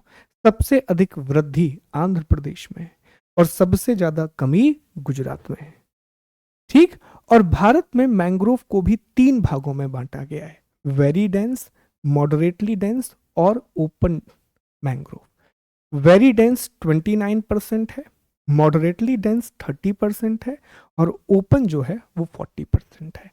तो जो डेटा मैंने लिखा है ना, ये विशेष तौर पे ध्यान रखना कि मैंग्रोव भारत का टोटल ज्योग्राफिकल एरिया का 0.15% है। मैंग्रोव भारत के कुल भौगोलिक क्षेत्र का 0.15% है। इसमें 7.4 वर्ग किलोमीटर की, परसेंट नहीं है ये, 7.4 वर्ग किलोमीटर की कमी आई है। मैक्सिमम मैंग्रोव में नंबर 1 पश्चिम बंगाल, दूसरा गुजरात, तीसरा अंडमान और निकोबार। सबसे ज्यादा वृद्धि, इंक्रीज आंध्र प्रदेश में हुआ है, और सबसे ज्यादा जो कमी आई है वो गुजरात में आई है साथियों, वो गुजरात में आई है। ठीक, ये तो हो गया डेटा की सारी महत्वपूर्ण बातें। और जो भीतरकनिका है उसे मैंग्रोव जेनेटिक पैराडाइज कहा जाता है। भारत में 46 प्रजातियां हैं मैंग्रोव की, और मैंग्रोव डाइवर्सिटी में इंडिया तीसरे नंबर पर है साथियों। ये और 26 जुलाई को मैंग्रोव कंजर्वेशन डे मनाया जाता है। ये तो हो गई बेसिक बातें, ये भी आप पढ़ लेना एक बार, ये आपके लिए है। वेरी डेंस फॉरेस्ट हमारे यहाँ 3.12 है, मॉडरेटली डेंस 9 पॉइंट। ठीक है, ये पढ़ लेना एक बार, कुछ ऐसा बहुत विशेष नहीं है, पर हो जाए, एक आध बार सवाल आ जाए तो एटलीस्ट आपसे बन जाएगा। अब ये समझिए आप जरा, ये बड़ा इंपॉर्टेंट है। यहाँ मैंने कुछ अन्य महत्वपूर्ण आंकड़े दिए हैं, अदर इंपॉर्टेंट डेटा है जो रिपोर्ट से ही हमने निकाला है, और ये भी बड़े काम का डेटा है। जैसे सबसे पहला पॉइंट यहाँ, ये ना स्टेटमेंट वाले सवाल बनने वाली चीजें हैं कि भारत के 19 राज्यों और केंद्र शासित प्रदेशों में 33% से अधिक क्षेत्र पर वन आ चुका है, और यही हमारा टारगेट है। हमारा टारगेट है कि भारत के पूरे क्षेत्र में 33% से ज्यादा फॉरेस्ट होना चाहिए। तो अभी 19 स्टेट और यूटी ने ये अचीव कर लिया है। भारत के 19 राज्यों और केंद्र शासित प्रदेशों में 33% से ज्यादा वन है। इवन भारत में 8 राज्य और केंद्र शासित प्रदेश तो ऐसे हैं जहां 75% से ज्यादा वन है, जैसे मिजोरम, लक्षद्वीप, अंडमान निकोबार, अरुणाचल, नागालैंड, मेघालय। अब यहां से ना सवाल यही आ जाते हैं कि भारत के कितने राज्यों और केंद्र शासित प्रदेशों में 33% से ज्यादा वन है? तो जवाब दे पाएंगे 19। और कितने में 75% से ज्यादा हैं? तो जवाब दे पाएंगे 8। राज्यों के नाम याद नहीं करना है, बस इतना याद रखना है। अगला, वृद्धि कितनी हुई है? तो वृक्ष और वन आवरण में जो कुल वृद्धि है, ट्री और फॉरेस्ट कवर में जो टोटल इंक्रीज है, वो 1445 वर्ग किलोमीटर का है। और वहीं अगर हम सिर्फ फॉरेस्ट कवर की बात करें तो वो 156 वर्ग किलोमीटर बढ़ा है। फॉरेस्ट कवर इंडिया में 156 स्क्वायर किलोमीटर बढ़ा है साथियों, 156 स्क्वायर किलोमीटर बढ़ा है।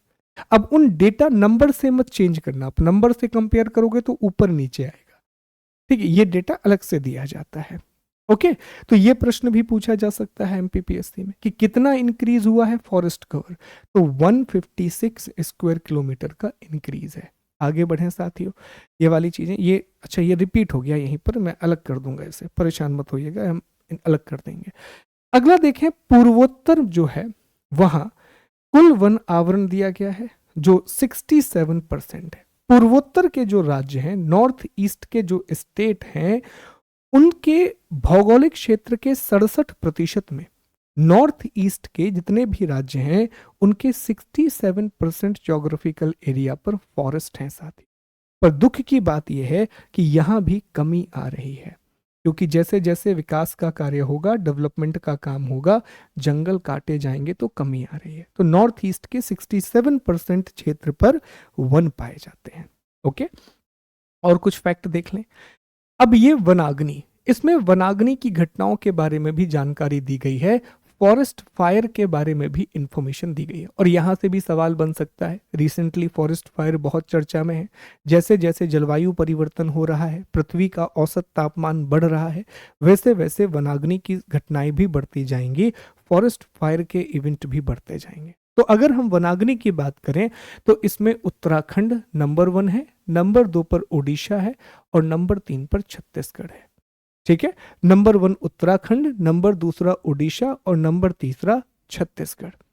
तो ये प्रश्न भी पूछा जा सकता है। दूसरा, बांस। बांस की अगर हम चर्चा करें, बैम्बू एरिया की बात करें साथियों, तो बैम्बू एरिया इंडिया का इंक्रीज हुआ है, इसमें वृद्धि हुई है। ये नंबर याद नहीं करने होते हैं।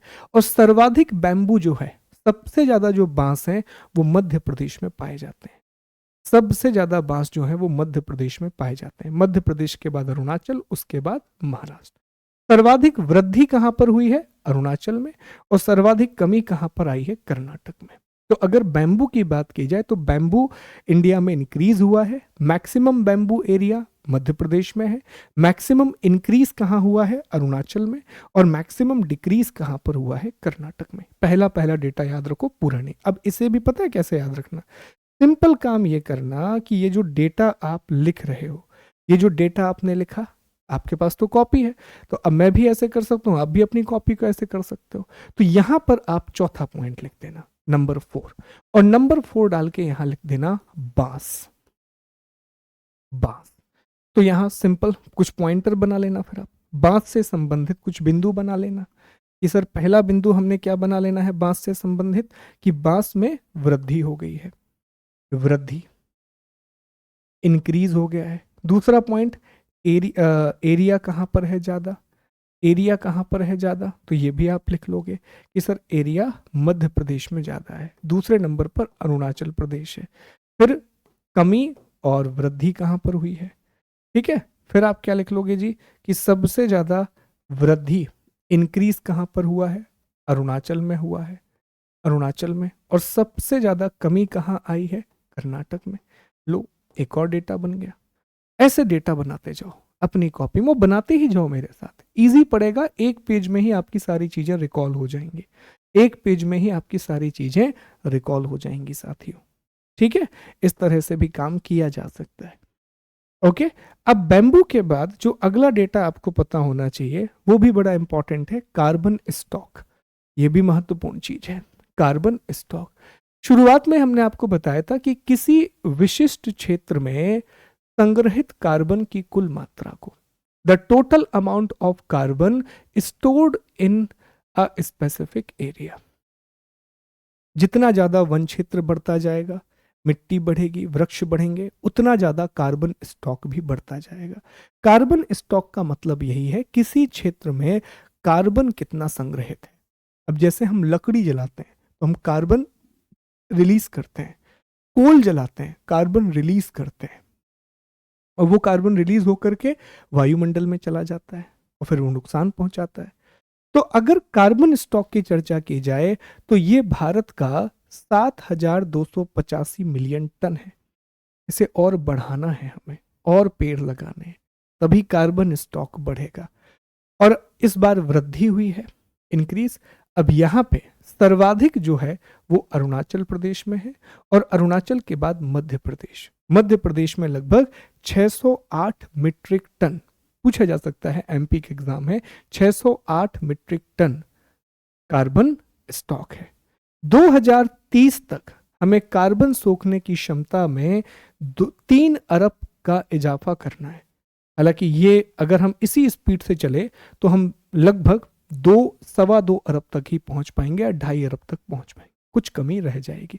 तो अब यहां ये भी ऐड कर लो, ये जो आप लिस्ट बना रहे हो इसी में पे ऐड कर लो बाजू में, कि ठीक है सर हम यहाँ कार्बन स्टॉक भी ऐड कर लेते हैं, हम यहाँ कार्बन स्टॉक भी ऐड कर लेते हैं। आपके नोट्स बनते जाएंगे बहुत अच्छे तरीके से कि सर कार्बन स्टॉक। तो कार्बन स्टॉक में हमें बस 2 पॉइंटर याद रख लेना है कि सर वृद्धि हुई है, इंक्रीज हुआ है। दूसरा, सबसे अधिक अरुणाचल में है, अरुणाचल में, और उसके बाद एमपी। एमपी के ब्रैकेट में लिख लो 608 मीट्रिक टन, 608 मीट्रिक टन। बस इतना ही तो याद रखना है हमें।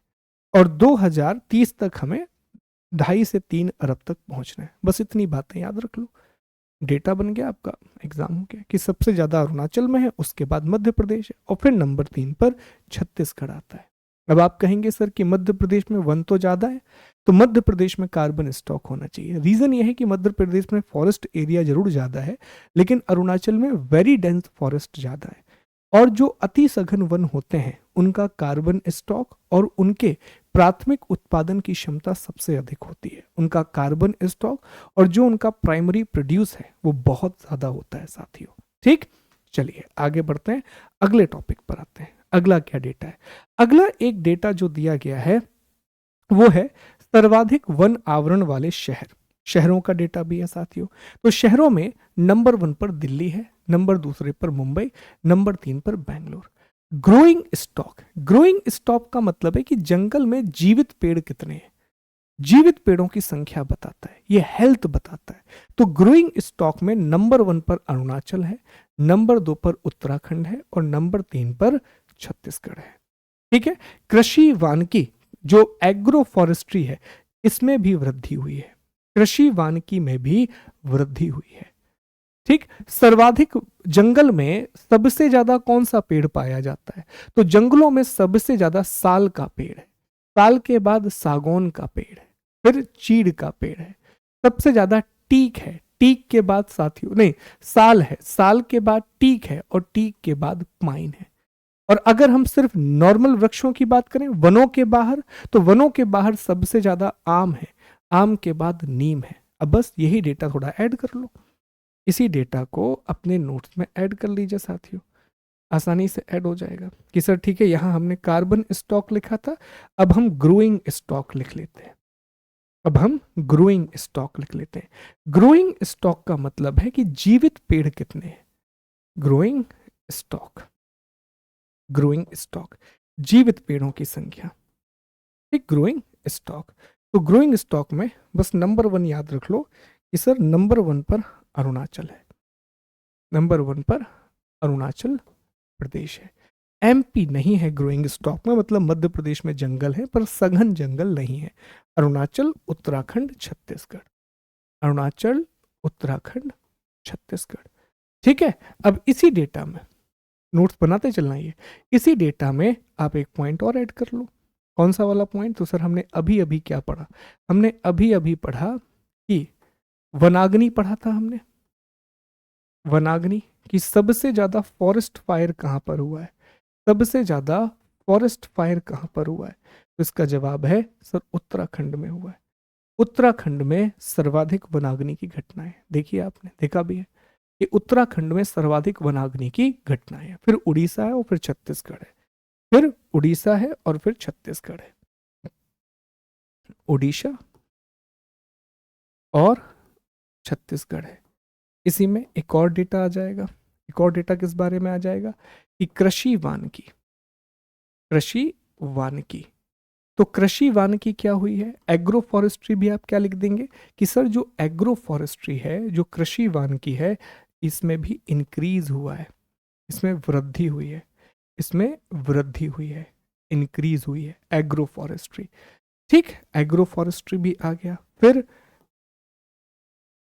जंगल के पेड़, ट्री इन फॉरेस्ट, जंगल के पेड़, ट्री इन फॉरेस्ट। तो जंगल के पेड़ों में भी पता होना चाहिए कि सर नंबर 1 पर जो है, नंबर 1 पर जो है वो साल का पेड़ है, साल।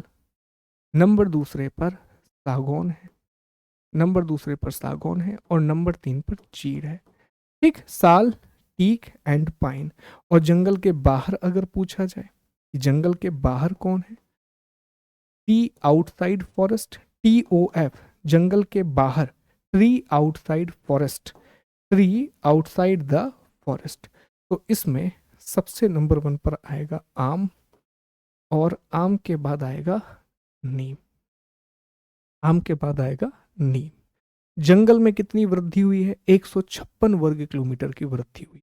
156 वर्ग किलोमीटर की वृद्धि हुई है। ये बेसिक चीजें पता होनी चाहिए। शहर में दिल्ली नंबर 1 पर है। शहर में तो ये सारा डेटा ना आपकी कॉपी में भी आ गया। अब ये सारा डेटा आपकी कॉपी में आ गया। ये भी आप चाहो तो लिख सकते हो कि फॉरेस्ट और ट्री कवर 1445 वर्ग किलोमीटर बढ़ा है, और जो फॉरेस्ट कवर है वो 156 वर्ग किलोमीटर बढ़ा है। तो ये हो गया जी भारत की वन रिपोर्ट का डेटा। अब जैसा मैंने आपसे कहा था कि मध्य प्रदेश भी हमने इंक्लूड कर दिया है ताकि हर चीज यहीं पर कवर हो जाए। तो मध्य प्रदेश का जल्दी जल्दी देख लेते हैं। आप इसको पढ़ लेंगे, तरीका तो हमने बता ही दिया, इसी तरीके को आप अप्लाई कर दीजिए, इसी तरह से आप नोट्स बना लीजिएगा। तो देखिए मध्य प्रदेश में जो वन और वृक्ष आवरण है, एमपी में जो ट्री और फॉरेस्ट कवर है वो 85,724 वर्ग किलोमीटर का है। ठीक, मध्य प्रदेश में अगर हम सिर्फ फॉरेस्ट कवर की बात करें तो ये लगभग 77,000 वर्ग किलोमीटर है, और 371 वर्ग किलोमीटर की कमी आई है। मध्य प्रदेश के टोटल ज्योग्राफिकल रीजन के 25% भाग पर वन है। एमपी का जो कुल भौगोलिक क्षेत्र है उसके 25% भाग पर वन है, कमी आई है। पहले 25 दशमलव कुछ प्रतिशत था, फिलहाल अब सिर्फ 25% है। नेट 25% है। ठीक, इसमें डेंस फॉरेस्ट, देखिए यही प्रॉब्लम है कि क्यों एमपी का ग्रोइंग स्टॉक कम है और क्यों एमपी में कार्बन स्टॉक कम है, क्योंकि डेंस फॉरेस्ट हमारे यहाँ सिर्फ 2.28% है, जबकि मध्यम सघन वन लगभग 10% है, और खुले वन सबसे अधिक है 11%। खुले वन हमारे यहाँ बहुत ज्यादा है। तो ओपन फॉरेस्ट एमपी में सबसे ज्यादा है, मॉडरेट दूसरे नंबर पर है, और वेरी डेंस तीसरे नंबर पर है। ये लिखा भी हुआ है, ये एमपी का ही डेटा है, ये फॉरेस्ट रिपोर्ट से हमने लिया है साथियों। ठीक, अब ये चीजें बस पता होना चाहिए कि सर्वाधिक वन आवरण क्षेत्रफल के हिसाब से कहां पर ज्यादा है? बालाघाट, छिंदवाड़ा और बैतूल। न्यूनतम कहां पर है? शाजापुर, उज्जैन, आगरमालवा। लेकिन अगर प्रतिशत के हिसाब से बात की जाए तो उमरिया, बालाघाट, श्योपुर, और अगर हम परसेंटेज में न्यूनतम देखें तो उज्जैन, शाजापुर और आगरमालवा लगभग एक जैसा ही है, पर उज्जैन का परसेंटेज में उज्जैन नंबर 1 है। ठीक है, इसी तरह अगर वृद्धि हम देखें साथियों तो वृद्धि में भिंड नंबर 1 पर है, और कमी में दमोह। दुख हुआ मुझे जान के, दमोह से हूं तो बड़ी भावना ऐसी आहत हो गई कि दमोह में सबसे कमी हुई है। दमोह कमी वाले राज्यों में। नगरीय निकायों में, अर्बन बॉडीज में चित्रकूट नंबर 1 पर है, और प्रतिशत में चंदेरी नंबर 1 पर है। इतना डिटेल तो नहीं पूछेगा। अच्छा, फॉरेस्ट फायर में रायसेन नंबर 1 पर है, और सबसे कम फॉरेस्ट फायर में निवाड़ी है। मध्य प्रदेश के 3 जिलों में 50% से अधिक, 2 जिलों में 40% से अधिक, और 14 जिलों में 33% से अधिक वन है। सर्वाधिक झाड़ीदार वन, मोस्ट शब फॉरेस्ट जो है वो मुरैना में है। न्यूनतम झाड़ीदार वन हरदा में है। मध्य प्रदेश का कार्बन स्टॉक हमने अभी पढ़ा 608 मीट्रिक टन है साथियों। बांस, मध्य प्रदेश में सर्वाधिक बांस पाए जाते हैं। पहाड़ी वन 1.37% है। वहीं मिश्रित पर्णपाती वन 2.1%, शुष्क पर्णपाती वन ड्राई डेसिडुअस फॉरेस्ट 24% है, और मॉइस्ट डेसिडुअस फॉरेस्ट जो है वो 18% है। ये डेटा है, एक बार आप इसको देख भी लेंगे। सबसे ज्यादा जो पेड़ है एमपी में, जो सबसे ज्यादा पेड़ है वो सागौन नंबर 1, साल नंबर 2, तेंदू नंबर 3। ये मध्य प्रदेश में नंबर 1 पर सागौन है, नंबर दूसरे पर साल है, और नंबर 3 पर तेंदू है। वहीं इन्वेसिव स्पीसीज मतलब ऐसी प्रजातियां जो मध्य प्रदेश में आके दूसरी वनस्पतियों को नुकसान पहुंचा रही हैं, तो उसमें नंबर 1 पर है लेंटाना कैमरा, जिसे राय मुनिया के नाम से जाना जाता है। दूसरे नंबर पर है सेना टोरा। तो इस तरह से साथियों हमारा ये अध्याय सारांश सीरीज का पहला लेक्चर खत्म होता है। बहुत मेहनत की है साथियों, मैंने बहुत बहुत सारा रिसर्च लगा है। ट्रस्ट मी, लिटरली बहुत मेहनत लगी है। उम्मीद है कि आपको ये लेक्चर पसंद आया होगा। इसी तरह के लेक्चर हम आगे भी बनाएंगे। आप कमेंट में जो भी आपके सजेशंस हैं वो आप दीजिएगा। टेलीग्राम चैनल ज्वाइन कीजिए ताकि यहाँ से आपको ये PDF मिल सके। अपना ख्याल रखिए, आपसे मुलाकात होगी। Thank you so much. God bless you. जय हिंद, जय भारत। थैंक यू साथियों।